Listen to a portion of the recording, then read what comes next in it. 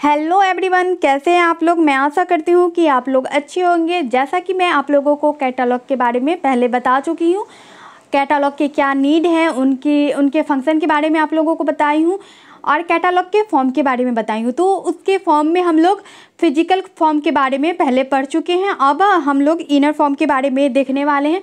तो inner form के बारे में पढ़ने से पहले मैं आप लोग से रिक्वेस्ट करना चाहती हूँ कि प्लीज़ मेरे चैनल को सब्सक्राइब करें और वीडियो को लाइक करें, जिससे मैं आप लोगों के लिए आगे और वीडियो बनाऊं। जैसा कि आप लोग जान रहे हैं कि वैकेंसी आने वाली लाइब्रेरी की, तो आप लोग चाहते हैं कि आप लोगों के अच्छे से तैयारी हो, तो प्लीज़ मेरे चैनल को सब्सक्राइब करें, जिससे कि मैं आप लोगों के लिए बहुत सारा वीडियो बनाऊं।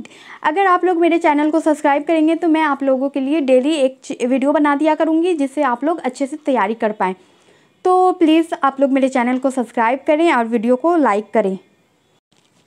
तो चलिए शुरू करते हैं। आंतरिक स्वरूप यानी इनर फॉर्म। इनर फॉर्म की बात करें तो इनर फॉर्म पुस्तकालय में उपलब्ध पुस्तक की सूची है तथा यह सुसज्जित क्रम में व्यवस्थित रहता है। इस व्यवस्था क्रम के लिए बनाए जाने वाले प्रविष्टियां आंतरिक स्वरूप कहलाती है। यानी कि इससे पहले हम लोग फिजिकल फॉर्म में की बात करें तो उसमें हम लोग पढ़े थे कि उसमें जो किसी भी लाइब्रेरी में जो बुक होते हैं उससे रिलेटेड जो भी लिस्ट होता है, वो लिस्ट मतलब का जिस चीज़ में लिस्ट बनाया जाता है वो बाहर से कैसे दिखता है। जैसे कार्ड फॉर्म, तो कार्ड फॉर्म कैसा दिखता है, वो कैसे होता है, नहीं होता है, कहाँ पे रखा जाता है, उस टाइप का उसके बारे में बात किए थे। या फिर रजिस्टर फॉर्म कैसा होता है, इस सब के बारे में हम लोग देखे थे। अब देखेंगे कि जो कार्ड फॉर्म में जो लिखा होता है बुक से रिलेटेड इन्फॉर्मेशन, वो किस बेस पे लिखा जाता है उसके बारे में देखेंगे। या रजिस्टर फॉर्म हुआ या मार्क हुआ, कुछ भी, मतलब इस सब में जो भी हम लोग पहले पढ़ चुके हैं उन सब में कैसे बुक से रिलेटेड इन्फॉर्मेशन को लिखना है उसके बारे में हम लोग आंतरिक फॉर्म में पढ़ेंगे। अगर आंतरिक स्वरूप की बात करें तो ये निम्नलिखित प्रकार के हो सकते हैं। हम लोग इसे 3 भाग में बांटते हैं। अनुवर्णिक सूची यानी अल्फ़ाबेटिकल कैटालॉग।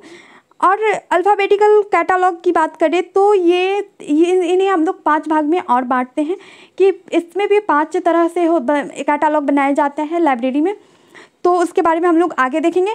और दूसरा है वर्गीकृत सूची यानी क्लासिफाइड तीसरा है अनुवर्णिक वर्गित सूची यानी अल्फ़ाबेटिकल क्लासेड कैटालॉग। अब हम लोग 1 देखेंगे, अनुवर्णिक सूची यानी अल्फ़ाबेटिकल कैटालॉग। अल्फ़ाबेटिकल कैटालॉग की बात करें तो ये अनुवर्णिक सूची में सूची शब्दकोश की तरह व्यवस्थित रहती है, अर्थात वर्ण क्रम में व्यवस्थित रहता है। यह सूची पाठकों के लिए सबसे सुविधाजनक होती है। अनुवर्णिक सूची को अनेक प्रकार से व्यवस्थित किया जाता है। अगर हम लोग इसमें बात करें कि इसे कैसे व्यवस्था किया जाता है, तो इसे हम लोग 5 तरह से व्यवस्था कर सकते हैं। इसमें अगर हम लोग कहें तो अगर आसान भाषा में समझे तो इसमें 5 तरह का सूची हम लोग बना सकते हैं। जैसे लेखक सूची, ऑथर कैटालॉग, यानी ऑथर के नाम पे हम लोग सूची बना सकते हैं। जितने भी बुक हैं लाइब्रेरी में उससे रिलेटेड नाम सूची, यानी कि किसी भी जो अगर कोई भी फेमस व्यक्ति है उसके नाम पे अगर बुक बन रहा है, उसके बुक पे अगर उसके नाम पे बुक पब्लिश हो रहा है तो उस बुक का नाम पे सूची बनाया जाता है। और विषय सूची यानी सब्जेक्ट कैटालॉग, जितने भी सब्जेक्ट हैं उससे रिलेटेड कैटालॉग बनाया जाता है। आख्या सूची यानी टाइटल कैटालॉग से रिलेटेड बुक बनते हैं। आप शब्दकोशीय सूची, डिक्शनरी कैटालॉग, यानी कि जो डिक्शनरी अल्फ़ाबेटिकल इसमें अगर जितने भी कैटालॉग बनते हैं उससे रिलेटेड इसमें इन्फॉर्मेशन होता है, तो आसानी से यूज़र ढूंढ सकता है बुक। अगर हम लोग लेखक सूची की बात करें तो लेखक सूची में लेखक के नाम से एंट्री बनाई जाती है तथा वर्णक्रम में व्यवस्थित किया जाता है। लेखक सूची में लेखक का नाम ऊपर से लिखा होता है, फिर उसके वर्णक्रम में सजा दिया जाता है। जैसे कि जितने भी लेखक अगर बुक को लिख रहे हैं और वो पब्लिश कर रहे हैं, लेखक के द्वारा लिखा हुआ बुक को एक लिस्ट में तैयार किया जाता है। और अगर ए नाम का ऑथर है तो उसे सबसे पहले जितने भी ए नाम के ऑथर है उसे एक क्रम में बुक को रखा जाता है। फिर बी अगर सूची बनाया जाता है तो उस सूची का जो कार्ड होता है या फिर आप लोग को मार्क में बनता है, तो एक कंप्यूटर में लिस्ट होता है, तो पहले सिर्फ ए नाम वाले का ऑथर का ये बनेगा लिस्ट, फिर बी नाम वाले का बनेगा, सी नाम वाले का, इस टाइप का इसमें बनाया जाता है कैटालॉग। और इसमें सिर्फ ऑथर के नाम से ही होगा और किसी के नाम से नहीं होगा, इसमें ऑथर के नाम से होगा। इसका ये फ़ायदा होता है कि अगर कोई भी यूज़र को जानना होता है कि इस लाइब्रेरी में किसी ऑथर से रिलेटेड कितने सारे बुक हैं, तो उसके बारे में उस यूज़र को मालूम हो जाता है। या फिर अगर कोई यूज़र आता है वो ऑथर के नाम पे बुक ढूंढने, तो वो उसे आसानी से मिल जाता है। और साथ में ये अल्फ़ाबेटिकल फॉर्म में सजा होने के कारण अगर किसी भी यूज़र को अगर चाहिए कि अगर वो बी नाम वाले ऑथर का बुक ढूंढ रहा है, तो वो सीधे बी नाम वाले ऑथर के बुक के पास चला जाएगा, तो उसको ज़्यादा मेहनत भी नहीं करना पड़ता। तो इसलिए ये सबसे ज़्यादा हम लोग कहें तो ज़्यादा यूजफुल होता है। अब दूसरा है नाम सूची। नाम सूची यानी कि नेम कैटालॉग। नाम सूची लेखक सूची का प्रवर्तित तथा विस्तार रूप है। इसमें एक लेखक द्वारा लिखी पुस्तक के अलावा उन लेखक पर लिखी गई अन्य लेखकों के पुस्तक का संग्रह किया जाता है। जैसे जवाहरलाल नेहरू के ऊपर लिखी गई पुस्तक लेखकों की पुस्तक के संग्रह में जवाहरलाल नेहरू के नाम पर सूची बनाई जाती है, फिर उसे वर्णक्रम में सजाया जाता है। यानी कि अगर मान लीजिए कि अगर जवाहरलाल नेहरू ने एक बुक लिखा और बहुत सारे ऑथर हैं जो अनदर ऑथर हैं, उन्होंने भी जवाहरलाल नेहरू के नाम पे अगर बुक लिखा है, तो वो एक जवाहरलाल नेहरू के नाम पे एक सूची बनेगा। उसके अंदर जितने भी बुक होंगे जवाहरलाल नेहरू से रिलेटेड, वो सारे बुक को एक अल्फ़ाबेटिकल फॉर्म में उससे एक लाइन से सजाया जाएगा। यानी कि पहले ए नाम वाला, फिर बी नाम वाला, वैसे करके, तो उससे यूजर को ढूंढना आसानी होता है।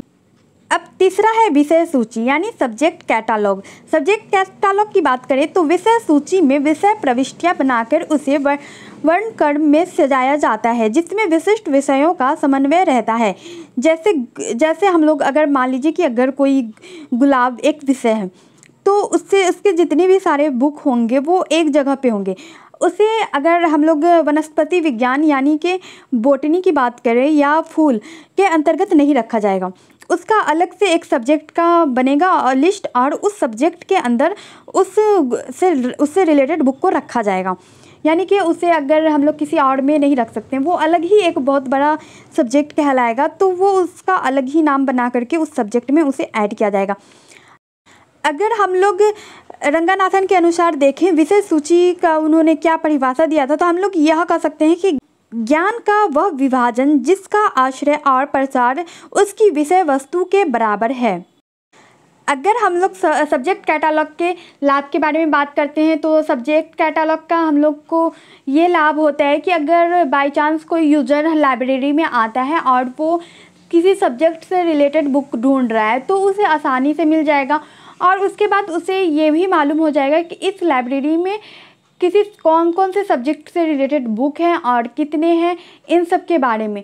और ये सबसे ज़्यादा इम्पॉर्टेंट इसलिए हो जाता है कि लाइब्रेरी में कोई भी अगर यूज़र जाता है तो सबसे ज़्यादा वो सब्जेक्ट से रिलेटेड ही बुक ढूंढने जाता है। अगर देखा जाए तो सब्जेक्ट कैटालॉग सबसे ज़्यादा यूज होता है लाइब्रेरी में, तो ये यूज़र के लिए सबसे ज़्यादा हेल्पफुल होता है।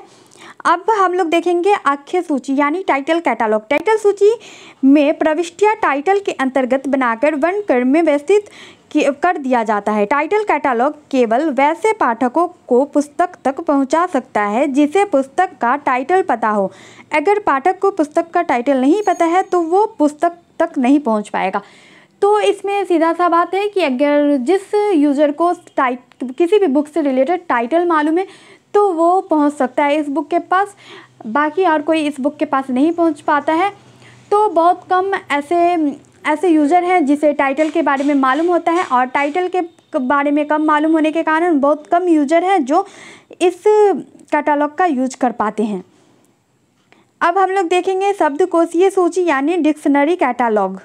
डिक्शनरी कैटालॉग की व्युत्पत्ति शब्दकोश शब्द के सामान्य अर्थ से हुआ है। डिक्शनरी कैटालॉग लाइब्रेरी में उपलब्ध बुक के ऑथर, सब्जेक्ट, टाइटल आदि संबंधित सूचना प्रदान करती है जो वर्णक्रम में सजा होता है।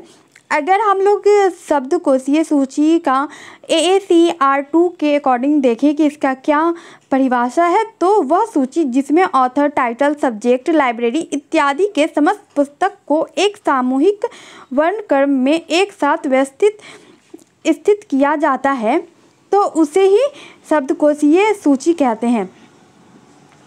तो हम लोग ये कह सकते हैं कि जितने भी लाइब्रेरी में सूची बनते हैं, जैसे हम लोग पहले ऑथर का पढ़े, टाइटल, फिर हम लोग सब्जेक्ट से रिलेटेड पढ़ें, तो उन सब को एक साथ मतलब इसमें डिक्शनरी में होता है, जिससे कोई भी यूजर आता है तो फिर वो आसानी से बुक को ढूंढ लेता है। अब हम लोग देखेंगे इनर फॉर्म के दूसरे प्रकार को, यानी वर्गीकृत सूची को। लेकिन हम लोग वर्गीकृत सूची को देखने से पहले मैं आप लोग से रिक्वेस्ट करना चाहती हूँ कि प्लीज़ मेरे चैनल को सब्सक्राइब करें और वीडियो को लाइक करें, जिससे मुझे मालूम हो कि आप लोग मुझसे पढ़ना चाहते हैं और मैं आप लोगों के लिए और बहुत सारा वीडियो बनाऊँ, जिससे आप लोगों को अभी जो लाइब्रेरियन के बाद बहुत सारे वैकेंसी आने वाले हैं, तो उसमें आप लोगों को हेल्प हो, और यूजीसी नेट में भी आप लोग को हेल्प हो। तो मैं डेली आप लोग के लिए एक वीडियो बना दिया करूँगी, अगर आप लोग मेरे चैनल को सब्सक्राइब करेंगे तो। अगर हम लोग दूसरे की बात करें तो ये वर्गीकृत सूची है, यानी क्लासिफाइड कैटलॉग। तो इसकी बात करें तो वर्गीकृत सूची प्रणाली में विषय प्रविष्टियों को वर्ग के अनुसार व्यवस्थित किया जाता है। वास्तव में यह सूची है जिसमें प्रविष्टियाँ का व्यवस्थापन किसी वर्गीकरण प्रणाली के अनुसार होती है। अगर हम लोग वर्गीकृत सूची का परिभाषा देखें हेनरी शॉप के अनुसार, तो हम लोग ये कह सकते हैं कि वर्गीकृत सूची में पुस्तक का व्यवस्थापन सुव्यवस्थित क्रम में होता है और इसे व्यवस्थित करने के लिए वर्गीकरण प्रणाली आधारित होती है। अगर हम लोग इसका वर्गीकृत सूची का अगर डॉक्टर एस आर रंगानाथन के अनुसार देखें इसका परिभाषा, तो डॉक्टर एस आर रंगानाथन का कहना था कि यह वह सूची है जिसमें कुछ प्रविष्टियां, अंक प्रविष्टियां तथा कुछ शब्द प्रविष्टियां होती है।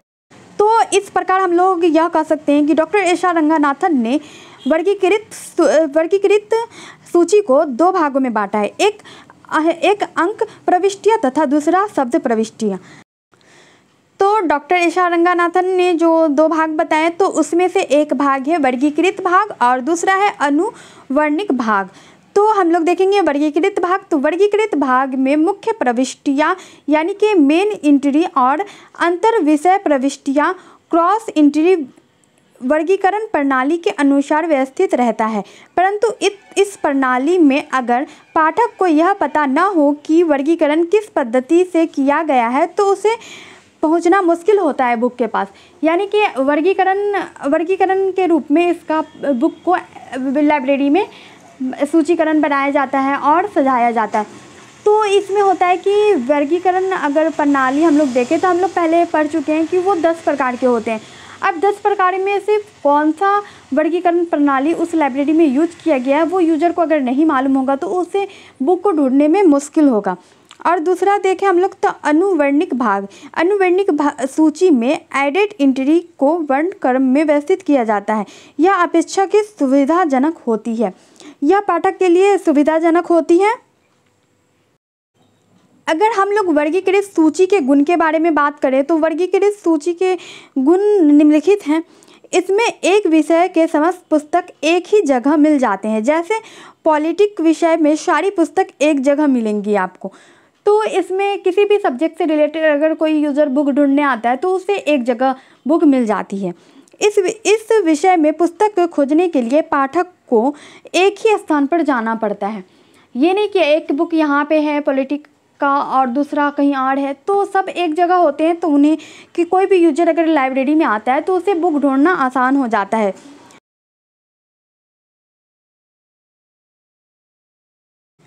अनुवर्णित वर्गित सूची की अगर हम लोग बात करें, तो हम लोग ये कह सकते हैं कि इसके अंदर अनुवर्णिक सूची तथा वर्गीकृत सूची दोनों को मिलाकर इसे बनाया जाता है।